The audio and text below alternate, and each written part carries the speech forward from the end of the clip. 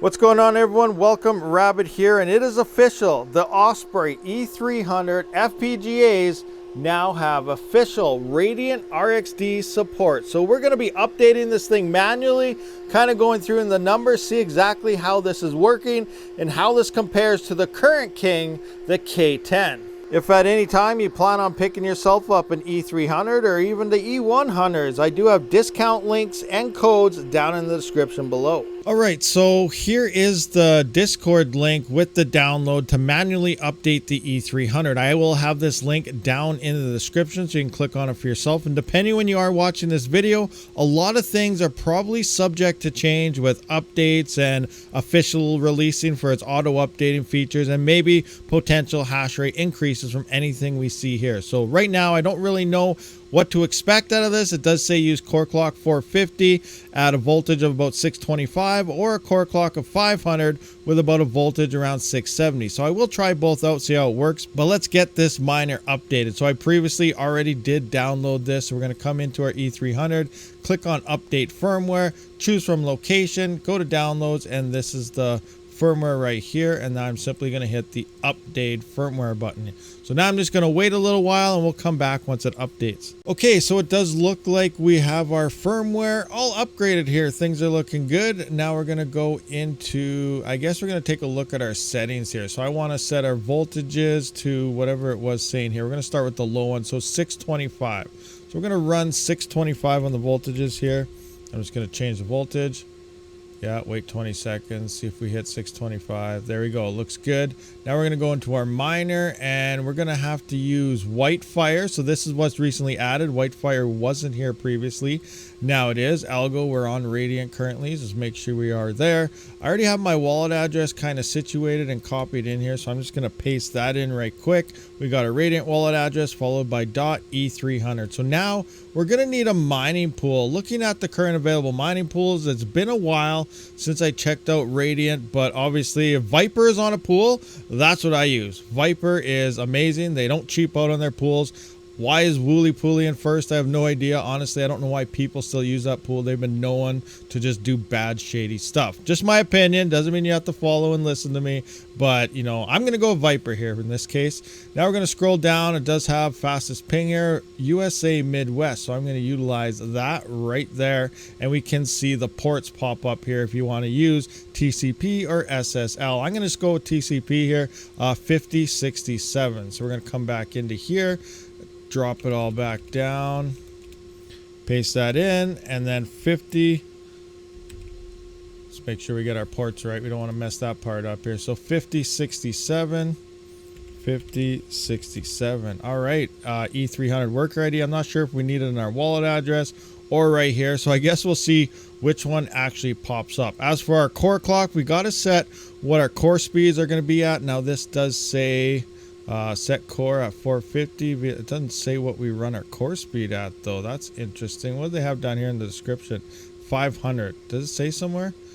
This is core. Oh wait, core clock 450. Oh, it's 625. Okay, 450. All right, I'm blind. I don't know how to read things. So we're going 450 for this first test here, and now we're just going to hit start. Now it does say it's going to take about 3 or 4 minutes. It takes a while to load this Bitstream before we start seeing anything in our miner logs and so on. So we're just going to wait it out and see what happens. So it did take about 3 minutes until I started seeing a bunch of things happen here. It does say load Bitstream done. So now we're just going to continue waiting and see what happens. All right, so here it is looking like we are about 7.44 gigahash here at this 450 clock setting and 625 millivolts. At the wall, we are putting out about 272 watts. Without the E300 on, the power supply itself was using 11 watts. So we are around 261 watts coming out of this E300.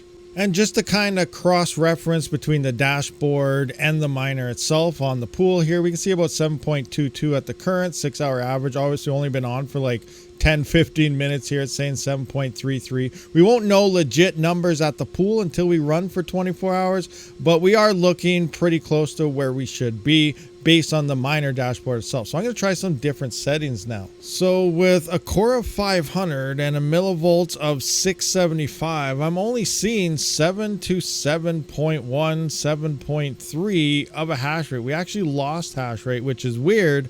Having more core here, we are about 338 watts at the wall, which will put us about 327 or so. So we're using a decent amount more power, but not seeing the hash rate. So I'm actually going to go back to the previous setting and see if we get our hash rate back or not. Okay, so I am back on the lower clock setting here of about 450 at the 625 millivolt range, and we are down to about 7.1 to 7.2. So we're gonna have to go with, I guess, 7.1 here just for a nice little average on the hash rate, you know. So we're not really seeing a boost going up to 500, but we're definitely seeing a hash rate increase as we increase those voltages. Now I am going to wait for the next official update to happen. As you know, they're trying to improve the loading Bitstream speed, the hash rate. Streaming log will release a new version soon, so a lot of updates and tweaking will be happening, so we could see an increase in hash rate. But right now this is currently looking like possibly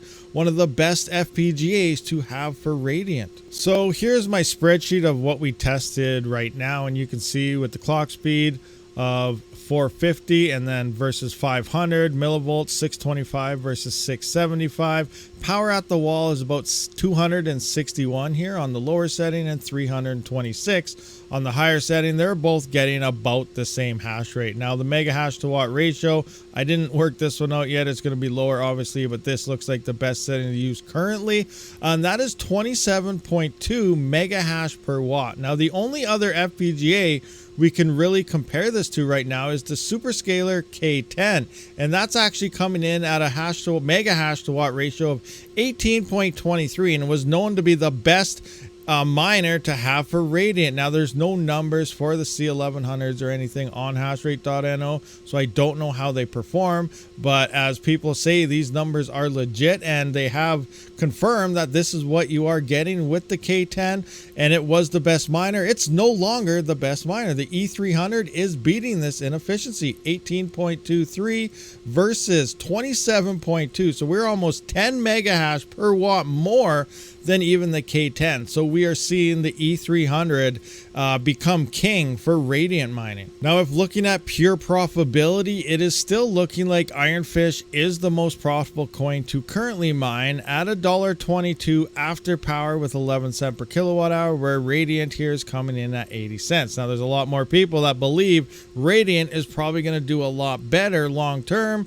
than Ironfish. So it does come down to what you believe in, or you just mine the most profitable, sell it, and swap it into RXD. There's different ways to do this, but Radiant is looking like the E300 is the best FPGA to currently have it to mine Radiant. So what are you going to do? All right, so here we are again, and I couldn't get it working. A bunch of people were getting 9 to 10 gigahash, and for some reason mine wouldn't. Now, a few things I did discover. As you can see here, we are about 9 gigahash, 9.1, 9.7, 9.7. There's a 10.3. It just disappeared on us, 9.1. But it seems the higher voltages, let's kind of look in here. I was pumping it up a bit. It was saying FPGA error. Please increase your voltages or something. And then that's usually, I think it looks more like a reject to share type of thing, but you know, it could be an error. That's what it's telling us. So when I put up the voltages here, it would hash less. So I dropped it all back down to 670, and now we're seeing these types of hash rates. So it doesn't like the higher voltages for some reason. It does take a while for these logs and everything to kick in, but we are now seeing around that 9 gigahash mark on this E300. Now it looks like we're down to 8.6 or something. So it's going to slowly pick up. It is taking about 15-20 minutes to ramp back up, but I am going to point this thing at about 9.1 to 9.3 gigahash or so. If we actually go into Discord here, and we can see other people, they're doing the 9.3s here, 9.3. So we're going to go with about 9.3 of the hash rate on this E300. So now we got some updates here. So about 9.4 gigahash, that is 28.83 mega hash per watt. We're still using that 326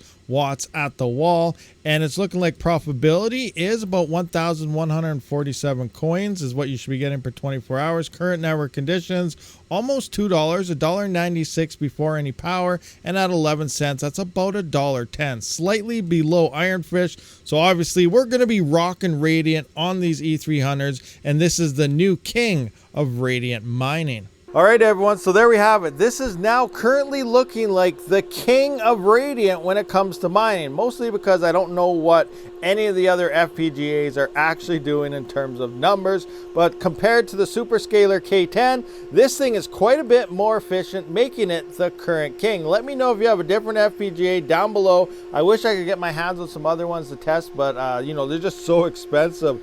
But based on that, you know, let me know if you do have an FPGA that's actually performing better than this. Like I said earlier though, I do expect updates to be happening. We should see increase in hash rates. Hopefully that means increase in efficiencies as well as everything loading a bit faster. So hopefully that does come very soon. I'll keep you up to date when that happens, but when it does, we'll be doing a lot more testing with a lot more different settings here, and we'll just see how well is RXD about to be invaded by the FPGA army. Thank you for watching this video. I will see you on the next one. Rabid out.